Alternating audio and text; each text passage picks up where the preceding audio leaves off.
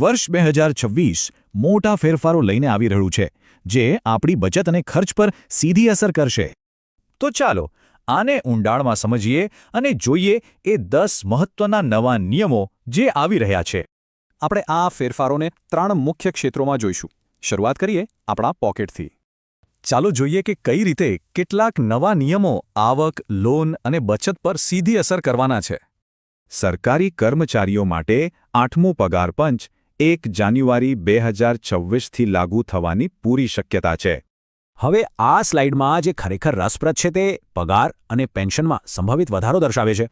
હવે મોટાભાગની સેવાઓ માટે પાન કાર્ડ અને આધાર કાર્ડનો લિંકિંગ ફરજિયાત થઈ જશે.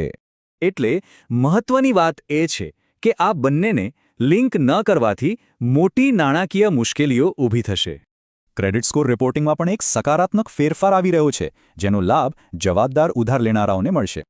આનો મતલબ એ છે કે સમયસર લોન ચૂકવણી હવે ખૂબ જલ્દી દેખાશે અને લોન મંજૂરીમાં પણ સુધારો આવશે. આ ઉપરાંત સસ્તી લોન અને બચત યોજનાના વ્યાજદરોમાં નિયમિત અપડેટ્સ પર પણ નજર રાખજો. ચાલો હવે આગળ વધીએ અને જોઈએ કે આપણી ઓનલાઈન દુનિયા અને સુરક્ષા કેવી રીતે બદલવાની છે. ઓનલાઈન ફ્રોડના વધતા કેસોને રોકવા માટે ડિજિટલ પેમેન્ટના નિયમો હવે ઘણા કડક થઈ રહ્યા છે. એટલે કે ઓનલાઈન ઓળખની ચકાસણી હવે વધુ કડક બનશે, જેથી ટ્રાન્ઝેક્શન સુરક્ષિત રહે. સરકાર ઓનલાઈન પ્લેટફોર્મ પર બાળકોની સુરક્ષા વધારવા માટે નવા નિયમો પર પણ વિચાર કરી રહી છે.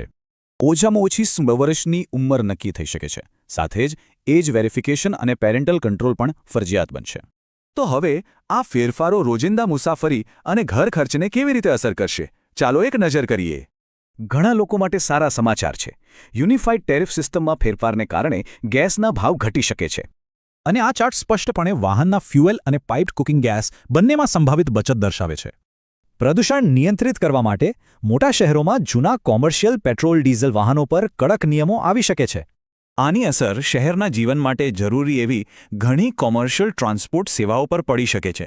ખેડૂતો માટે સરકારી યોજનાઓનો લાભ લેવા માટે હવે યુનિક કિસાન આઈડી ફરજિયાત બની શકે છે. ટૂંકમાં કહીએ તો આ બધા ફેરફારો વધુ વ્યવસ્થિત અર્થતંત્ર અને સુરક્ષિત ડિજિટલ સ્પેસ તરફ ઇશારો કરે છે. આ આપણને એક અંતિમ સવાલ પર લાવીને મૂકે છે: નિયંત્રણ અને સુવિધાનું આ સંતુલન આપણા જીવનને કેવી રીતે આકાર આપશે?